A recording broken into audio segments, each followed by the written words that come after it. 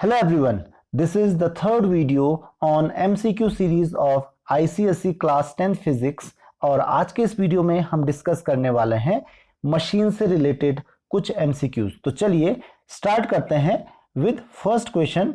First question हमारे पास है when we want to use a machine as a force multiplier then.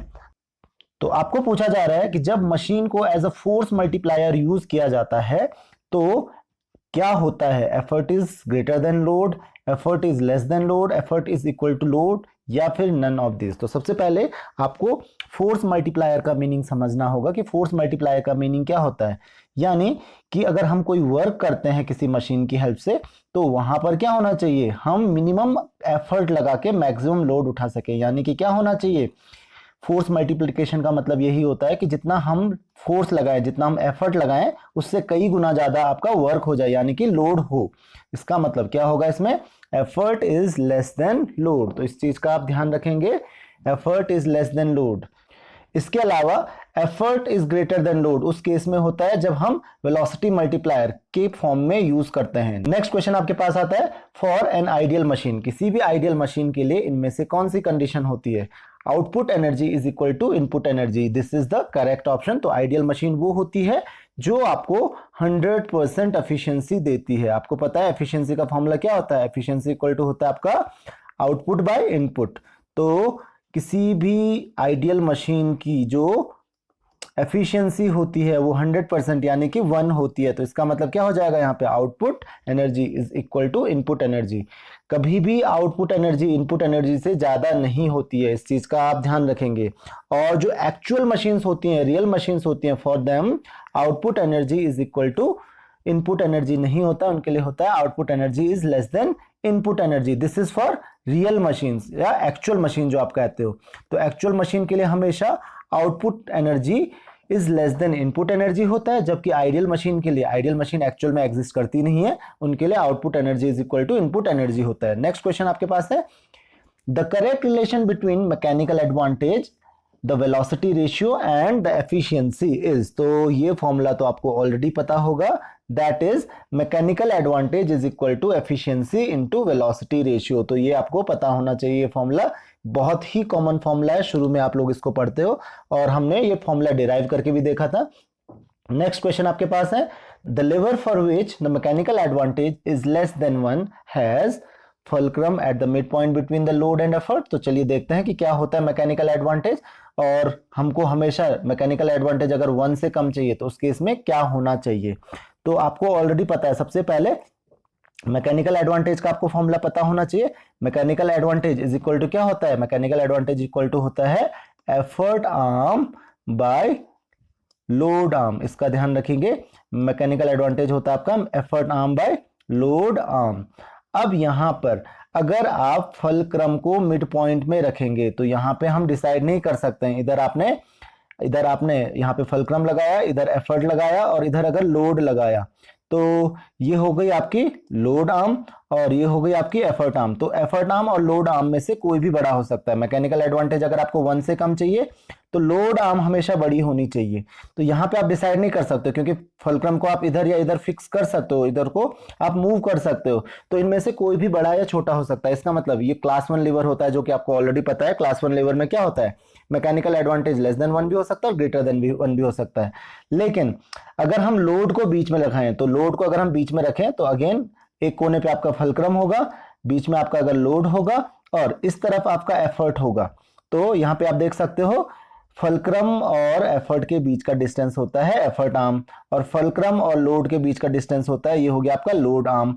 तो आप देख सकते हो effort arm is always greater than load arm. इसका मतलब ये भी गलत हो रहा है, यहाँ पे तो एफर्ट आर्म न्यूमरेटर हमेशा बड़ा हो रहा है डिनोमिनेटर से, तो यहाँ पे तो हमेशा ग्रेटर देन हो जाएगा। तो इसका मतलब लोड भी बीच में हम नहीं रख सकते हैं, तो ये भी गलत हो जाएगा। नेक्स्ट हम एफर्ट बीच में पुट करते हैं, तो एफर्ट को अगर हम बीच में पुट करते हैं तो एफर्ट यहाँ पे रखेंगे, एक तरफ आपका फलक्रम हो गया और दूसरी तरफ आपका लोड हो गया। तो ये हो गई आपकी एफर्ट आर्म और फलक्रम और लोड के बीच का डिस्टेंस होता है लोड आर्म। अब इस केस में लोड आर्म हमेशा ज्यादा होगा, तो इसका मतलब क्या रखेंगे, एफर्ट को हम हमेशा बीच में ही रखेंगे। तो इस चीज का आप ध्यान रखेंगे, this is the correct option. तो यहां पे हमेशा आपको मिलेगा मैकेनिकल एडवांटेज लेस देन 1। तो ये होता है आपका क्लास 3 लीवर, ये होता है आपका क्लास 2 लीवर। तो ये चीज ध्यान रखिए, क्लास 2 लीवर के लिए हमेशा मैकेनिकल एडवांटेज 1 से ज्यादा होता है और क्लास 3 के लिए हमेशा 1 से कम होता है। नेक्स्ट क्वेश्चन हम डिस्कस करते हैं। नेक्स्ट क्वेश्चन हमारे पास है इन क्लास 2 लेवल। आप देखिए, अभी मैंने आपको बताया था कि क्लास 2 लेवल में क्या होता है। तो इन क्लास 2 लेवल अभी मैंने आपको बताया mechanical advantage is always greater than 1, क्योंकि एफर्ट आर्म हमेशा ज्यादा हो रही है लोड आर्म से। तो इसका आप ध्यान रखेंगे। क्लास 3 लेवल में मैंने आपको बताया कि mechanical advantage is always less than 1। Sorry, next question है आपके पास, a nut which can be broken by applying a force of 40 kgf। तो एक फोर्स दिया हुआ है आपको, कितना फोर्स हमने अप्लाई किया है 40 kgf, यानी कि आपको एफर्ट दिया हुआ है, एफर्ट आपने कितना लगाया है 40 kgf। दूसरी चीज आपको क्या बोला गया है, it is broken by using a nut cracker. तो हमने एक नट क्रैकर यूज किया कुछ इस तरीके का। तो यहाँ पे आपको पता है नट क्रैकर होता है और ये इसका होता है फलक्रम, एक कोने पे हिंजेस जिसको हम कहते हैं, और बीच में हम रखते हैं नट, यानी कि यहाँ पे रखा है लोड। तो फलक्रम और लोड के बीच का जो डिस्टेंस दिया हुआ है दैट इज, हैंडल पहले दिया हुआ है आपको 20 सेंटीमीटर लॉन्ग, यानी कि क्योंकि हैंडल के एंड पे, तो यहाँ पे हम एफर्ट लगाते हैं। तो ये डिस्टेंस आपको दिया हुआ है 20 सेंटीमीटर, टोटल डिस्टेंस 20 सेंटीमीटर, और ये 2 सेंटीमीटर का डिस्टेंस दिया हुआ है हिंजेस से लोड का। तो अब आपको क्या पूछा गया, calculate the minimum force needed to break the nut. तो मिनिमम फोर्स कितना चाहिए होगा, यानी कि एफर्ट पूछा गया है, यहाँ पे आपको लोड दिया हुआ है। तो अप्लाइंग फोर्स ऑफ 40 kgf, यानी कि लोड आपको दिया हुआ है 40 kgf है और एफर्ट पूछा गया है। तो आपको ऑलरेडी पता है कि जो आपका मैकेनिकल एडवांटेज होता है, मैकेनिकल एडवांटेज इक्वल टू होता है effort arm by load arm, effort arm by load arm. तो एफर्ट आर्म कितना है 20 डिवाइडेड बाय लोड आर्म कितना दिया हुआ है 2 सेंटीमीटर, यानी कि मैकेनिकल एडवांटेज मिल गया हमें 10 यहां से। और अब आपको पता है 10 मैकेनिकल एडवांटेज इक्वल टू क्या होता है, लोड बाय एफर्ट। तो हमको 10 इज इक्वल टू क्या हो जाएगा, हमारे पास लोड दिया हुआ है 40 kgf, एफर्ट ई लगा लेते हैं हम, तो ई इज इक्वल टू कितना हो जाएगा 40/10, यानी कि 4 kgf। तो बड़ा सिंपल सा क्वेश्चन था। तो 4 kgf आपको क्या लगाना पड़ेगा, एफर्ट लगाना पड़ेगा। यहाँ पे भी देखिए फोर्स मल्टीप्लायर की तरह काम कर रहा है, आपको 4 kgf फोर्स लगाना पड़ रहा है, 4 kgf एफर्ट लगाना पड़ रहा है, उससे टोटल अप्लाई कितना हो रहा है 40 kgf हो रहा है। तो ये क्या है, एक फोर्स मल्टीप्लायर की तरह काम कर रहा है। तो आई होप कि आपको समझ में आ गया होगा। नेक्स्ट क्वेश्चन आपके पास है, a movable pulley is used as, पहला है आपके पास speed multiplier, a force multiplier, and energy multiplier, and none of these. तो ये बड़ा ही सिंपल सा हमारे पास क्वेश्चन है। तो यहाँ पे इस चीज का ध्यान रखेंगे, एक मूवेबल पुली को हम हमेशा फोर्स मल्टीप्लायर की तरह वर्क करते हैं, यूज करते हैं, क्योंकि आपको पता है एक मूवेबल पुली की हेल्प से, अगर हम एक मूवेबल पुली लगाते हैं तो उससे जो आपका एफर्ट है वो हाफ हो जाता है। ये आपको मैंने बताया था जब हमने ये चैप्टर डिस्कस किया था। तो आई होप कि आपको क्वेश्चन समझ में आ गया होगा। नेक्स्ट क्वेश्चन आपके पास आता है, a single fixed pulley is used because in it mechanical advantage is greater than 1। तो ये बिल्कुल गलत है, क्योंकि सिंगल फिक्स पुली में अगर आप सब कुछ जीरो एज्यूम करो तो मैकेनिकल एडवांटेज यहाँ पे मैक्सिमम कितना हो सकता है 1 से ज्यादा तो हो ही नहीं सकता, कभी भी नहीं। 1 से कम जरूर हो सकता है अगर हम फ्रिक्शन को भी काउंट करें, लेकिन जनरली 1, क्योंकि हम फ्रिक्शन को काउंट नहीं करते हैं तो मैकेनिकल एडवांटेज 1 होता है। तो ये बात बिल्कुल गलत है। Velocity ratio is less than 1, ये बात भी बिल्कुल गलत है। तो यहाँ पे वेलोसिटी रेशियो भी कितना होता है, अगर मैकेनिकल एडवांटेज 1 है तो वेलोसिटी रेशियो भी इसमें 1 ही होता है। गिव्स 100% एफिशिएंसी, इसके बारे में जैसे कि मैंने बोला अभी हम कह नहीं सकते हैं, क्योंकि अगर फ्रिक्शनल फोर्सेस की वजह से एनर्जी लॉस होगी तो एफिशिएंसी इसकी 100% नहीं हो सकती है। और चौथा है, help to apply the force in convenient direction, ये बिल्कुल सही बात है, क्योंकि अगर आप पुली यूज करते हैं और मान लेते हैं आप नीचे से कोई चीज को खींच रहे हैं, तो आप क्या कर सकते हो, क्योंकि अगर आप बिना पुली की हेल्प से खींचोगे तो आपको ऊपर के लिए फोर्स अप्लाई करना पड़ेगा। आपने पुली लगाई तो आप अपने उसको नीचे के लिए भी खींच सकते हो। तो जिस डायरेक्शन में आप कन्वर्ट करना चाह रहे हो, जिस डायरेक्शन में आप फोर्स लगाना चाह रहे हो, तो उस डायरेक्शन में आप फोर्स लगा सकते हो। तो यहाँ पे आप फोर्स की डायरेक्शन चेंज कर सकते हो, एफर्ट की डायरेक्शन चेंज कर सकते हो।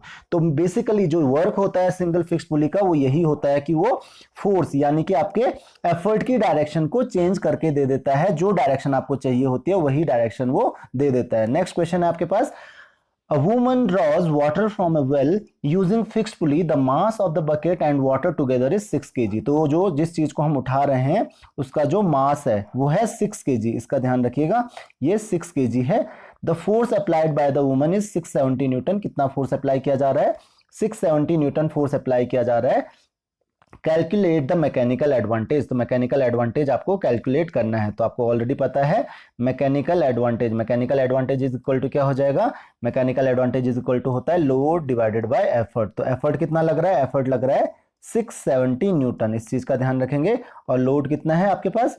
6 kg है। तो 6 kg यहाँ पे मास दिया हुआ है, तो आपको किससे मल्टीप्लाई करना पड़ेगा इसको? जी से। तो यानी कि 6 × 10 कितना हो जाएगा हमारे पास? 60 हो जाएगा। एक्चुअली यहाँ पे 60 kg होना चाहिए था, इसको करेक्ट कर लीजिएगा। It should be 60 kg।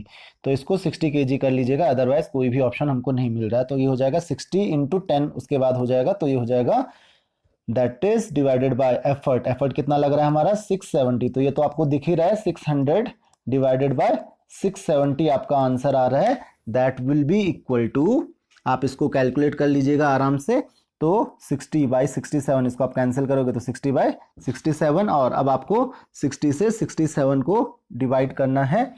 तो यहाँ पे क्लियरली दिख रहा है आपका आंसर 1 से कम आ रहा है। It is about 0.857। तो दिस विल बी 0.857, ये आपका आंसर होगा। तो आई होप कि क्वेश्चन आपको समझ में आ गया होगा। यहाँ पे आंसर ऑलरेडी क्लियरली दिख रहा था कि आंसर आपका 1 से कम आएगा। नेक्स्ट क्वेश्चन आपके पास आता है, लास्ट क्वेश्चन है। A pulley system with velocity ratio 4 is used to lift a load of 150 kgf through a vertical height of 20 metre. तो हाइट कितनी दी हुई है? 20 मीटर दी हुई है। और यहाँ पे देखिए वेलोसिटी रेशियो दिया हुआ है। वेलोसिटी रेशियो कितना है? 4 दिया हुआ है। पुली सिस्टम है आपके पास, और लोड कितना लिफ्ट कर रहे हैं हम? लोड लिफ्ट कर रहे हैं 150 kilogram force, 150 kgf through a vertical height. जैसे कि मैंने बोला, हाइट कितनी दी हुई है? 20 मीटर। अब आपको क्या बोला जा रहा है? एफर्ट रिक्वायर्स 50 kgf इन डाउनवर्ड्स डायरेक्शन। तो एफर्ट जो है वो 50 kgf लग रहा है, वो भी डाउनवर्ड्स डायरेक्शन में। तो calculate the distance moved by the effort. तो यहाँ पे वेलोसिटी रेशियो एकदम क्लियरली दिया हुआ है। तो आपको पता है वेलोसिटी रेशियो इक्वल टू क्या होता है? Velocity ratio is equal to distance moved by effort divided by distance moved by load. इसको हम कहते हैं वेलोसिटी रेशियो। अब वेलोसिटी रेशियो देखिए आपको क्या बोला गया? वेलोसिटी रेशियो आपको है 4, that is equal to height. कितना हमको लोड को ट्रेवल करवाना है? That is distance move by load. यही तो, इतना तो डिस्टेंस मूव करवाना है लोड को at vertical height of 20 metre. तो 4 इज इक्वल टू क्या हो जाएगा? डिस्टेंस मूव बाय एफर्ट, वो हमको पता करना है, divided by distance move by load, that is 20। तो आप कह सकते हो distance moved by effort is equal to 20 × 4, यानी कि हो गया 80 मीटर। तो द आंसर इज 80 मीटर। तो बड़ा सिंपल सा क्वेश्चन था। तो आई होप कि आपको ये क्वेश्चन समझ में आ गए होंगे। अगर आपकी कोई भी क्वेरीज हैं, कोई भी कमेंट्स हैं, तो आप मुझे फेसबुक, इंस्टाग्राम, कमेंट्स कहीं पर भी क्वेश्चंस पूछ सकते हैं। नेक्स्ट वीडियो में हम डिस्कस करेंगे नेक्स्ट चैप्टर से रिलेटेड क्वेश्चंस, जो कि एमसीक्यूज ही होंगे। So see you in the next lecture. Thank you very much.